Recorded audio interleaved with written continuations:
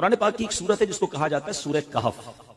ٹھیک ہے, یہ 15ویں پارے کے آخر میں ہے, 16ویں پارے کے شروع میں ہے. اس کے بے شمار فضائل بھی ہیں, اس کی تلاوت بھی کیا کریں.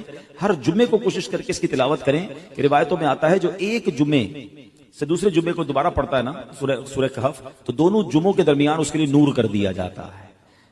یہ سورہ پاک مکہ مکرمہ میں نازل ہوئی. اس میں 12 رکوع ہیں, 111 آیتیں ہیں, 1577 کلمے ہیں اور 6360 حروف ہیں. سورہ کہف پڑھنے سے گھر میں سکون اور برکت نازل ہوتی ہے. حضرت برا بن عازب رضی اللہ تعالیٰ فرماتے ہیں کہ ایک مرتبہ ایک صحابی نے سورہ کہف پڑھی تو گھر میں ایک جانور تھا, وہ بھی بدکنا شروع ہو گیا. انہوں نے سلامتی کی دعا دیکھی, سلامتی کی دعا کی اور غور سے دیکھا کہ کیا بات ہے, تو انہیں ایک بادل نظر آیا جس نے انہیں ڈھانپ رکھا تھا.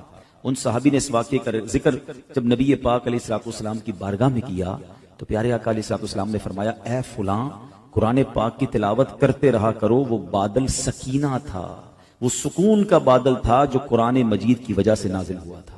تو سورہ کہف یہ سکون کا, یہ برکت کا باعث ہے. اور ایک اور جگہ پیارے آقا علیہ السلام فرماتے ہیں, جو سورہ کہف کی ابتدائی 10 آیات یاد کرے گا وہ دجال کے فتنے سے محفوظ رہے گا.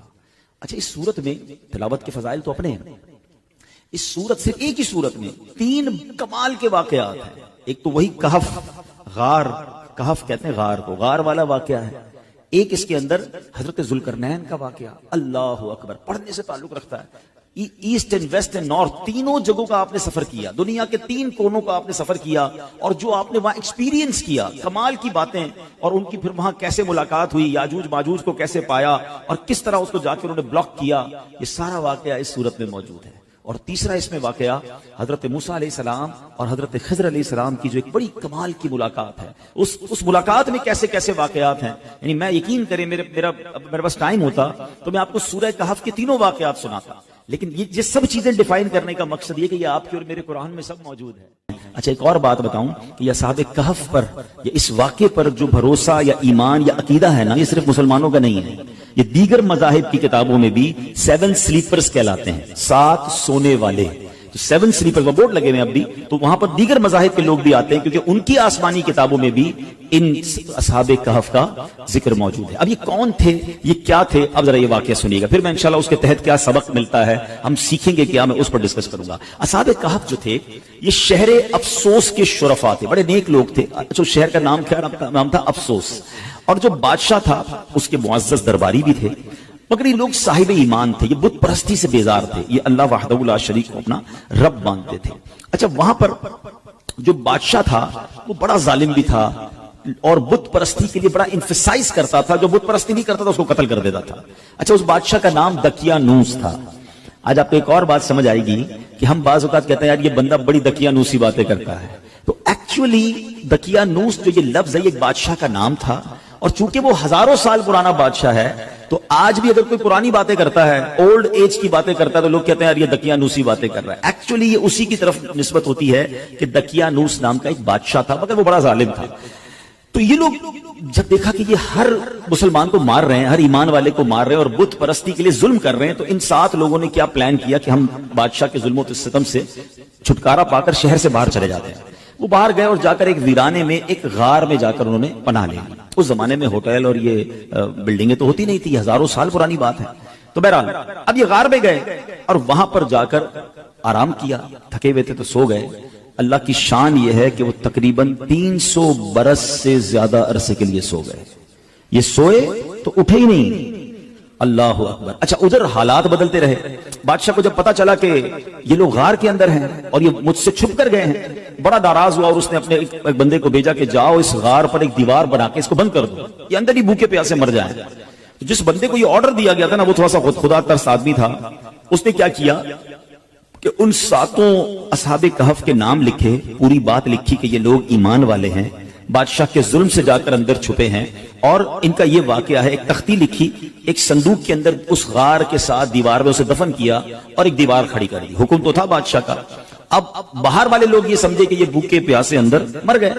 بہرحال ادھر بادشاہ کا انتقال ہوا, پھر دوسرا بادشاہ آیا, تیسرا بادشاہ, دور بدلتا گیا. اور یہاں جناب یہ سوئے ہوئے ہیں. آفٹر 300 years کیا ہوا کہ ایک اور بادشاہ آیا جس کا نام تھا بیدروس. وہ بڑا نیک دل بادشاہ تھا, ایمان والا بادشاہ تھا, اللہ پر ایمان لاتا تھا. مگر اس کے دور میں ایک عجیب و غریب فتنہ کھڑا ہوا. کچھ لوگوں نے یہ معاذ اللہ کہتے ہیں کہ شک پیدا کرنا شروع کر دیا, کمپلین کرنا شروع کر دی, آرگیومنٹ شروع کر دیا کہ مرنے کے بعد اللہ دوبارہ پیدا نہیں کر سکتا, یعنی مرنے کے بعد دوبارہ کوئی زندگی نہیں ہے. اب بادشاہ بڑا نیک دل آدمی, سمجھاتا لوگوں کو, لوگ اس کی بات کم سنتے, اس فتنے کی بات زیادہ سننے لگے.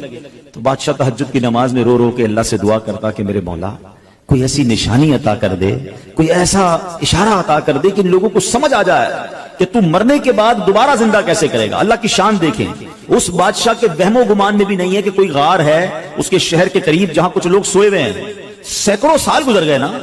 اب اللہ کی شان دیکھیں اس بادشاہ کی, وہ گریہ بازاری, وہ دعائیں کیسی رنگ لائیں کہ ایک چرواہا جو تھا بکریاں چراتے چراتے اس غار کے قریب پہنچا. اب غریب پہنچا تو دیوار 300 سال پرانی ہو گئی تھی, تو دیوار دھڑام سے گری. جیسی غار کے اندر اس نے دیکھا تو وہ گھبرا کر دوڑ پڑا. اچھا یہاں جیسی دیوار گری تو ان بندوں میں سے وہ 7 افراد اٹھ گئے. اچھا وہ اٹھے تو وہ سمجھے ہم 2 4 6 گھنٹے 8 گھنٹے سو کر اٹھے, ٹھیک ہے نا. انہوں نے نماز وغیرہ پڑھی, اب بھوک لگ رہی ہے.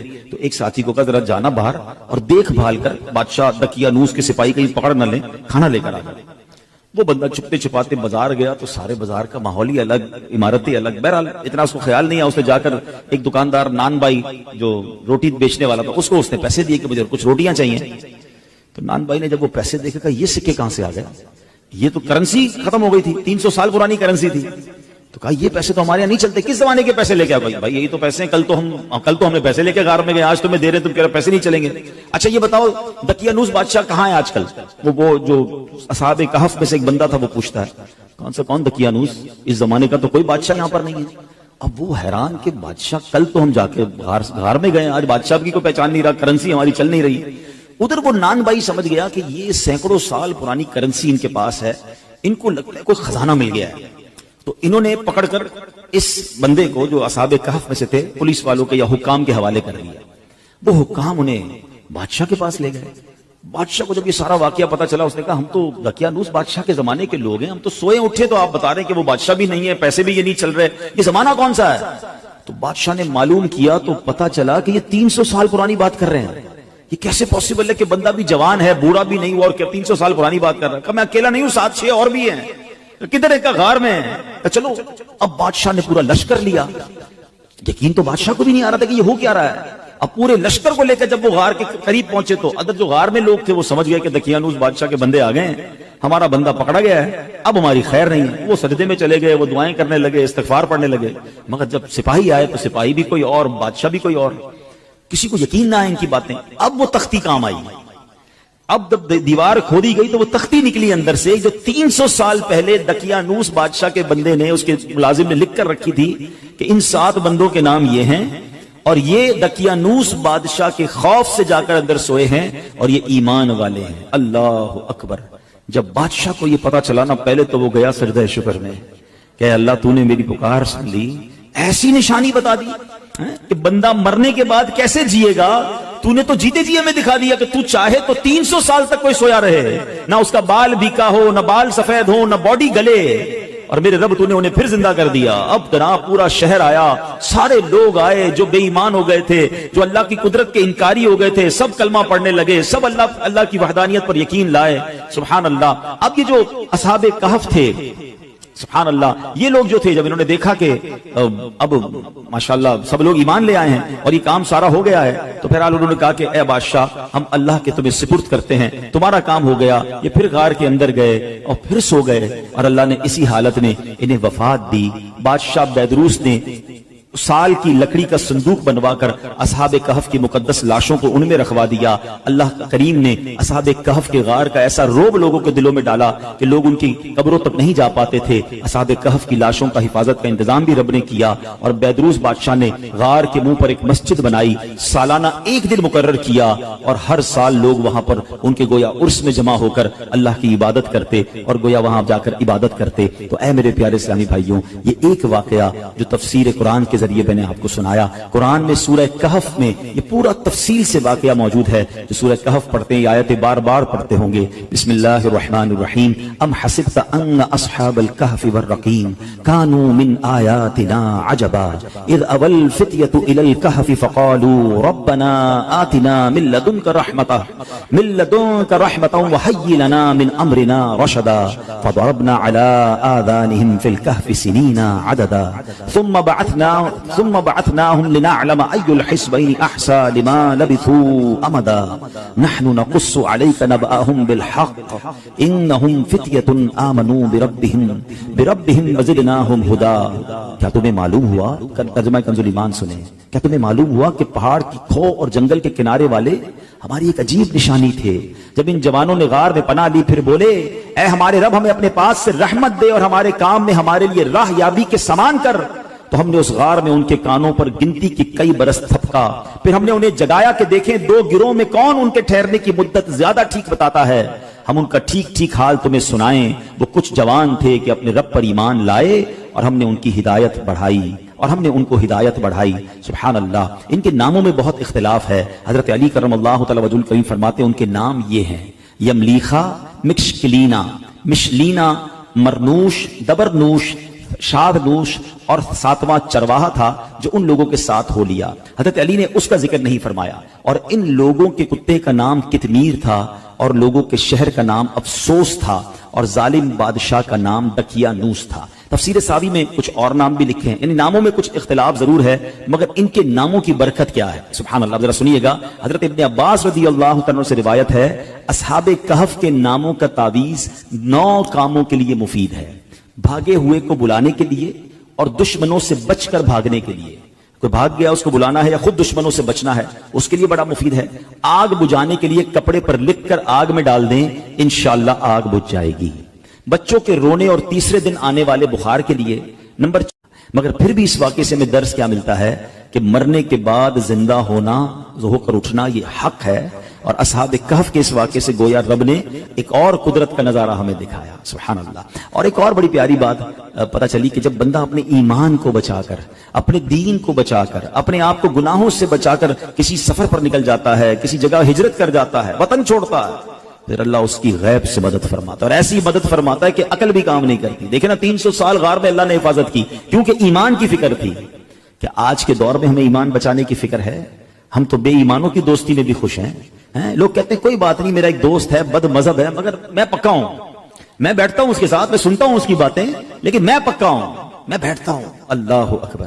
ہمارے بزرگ وطن چھوڑ گئے، جان تکلیف میں ڈال دی مگر بے ایمانوں کی صحبت میں نہ بیٹھے. ابھی آئے گا نا ماہ رمضان تو کچھ شروع ہو جائیں گے سوشل میڈیا پر. ماہ مفسرین بن جاتا ہے نا، ہر بندہ قرآن کی تفسیر اپنی مرضی سے کر رہا ہوتا ہے، اپنے حساب سے جناب قرآن کھولیں گے. کوئی پینٹ شرٹ پہن کے قرآن سمجھا رہا ہوگا، کوئی داڑھی منڈا قرآن سمجھا رہا ہوگا، کوئی رمضان ٹرانسمیشن کے نام پر آپ کو بے وقوف بنائے گا. لوگ سب کی بھی سنیں گے. اور اللہ کے بندو، یہ ایمان کے بعض اوقات لوگ ڈاکو ہوتے ہیں. ہمیں قرآن سیکھنا ہے مگر عالم دین سے سیکھنا ہے نا، مفسر قرآن سے سیکھنا ہے. ایک صحیح العقیدہ عاشق رسول عالم دین سے سیکھنا ہے کہ ہر کسی سے سیکھنا ہے. لیکن نہیں یار بس وہ ہر کسی کو سوشل میڈیا کا شوق ہے، میں آج اس کی سن رہا ہوں کل اس کی سن رہا ہوں. پھر پریشان بھی رہتے ہیں. ہمارے پاس آتے بھی ہیں کہ مولانا صاحب یہ میں نے سنا تھا، میں کنفیوز ہوں. بھائی کس سے سنا تھا؟ یار فلاں سے سنا تھا. پہلے اس نے کہاں سے سنا یہ تو پوچھ کے آؤ. کبھی کسی موچی سے کپڑے سلوائے آپ نے کہ یار جوتے بڑے اچھے سیتا ہے، کپڑے بھی اسی سے سلوا لوں؟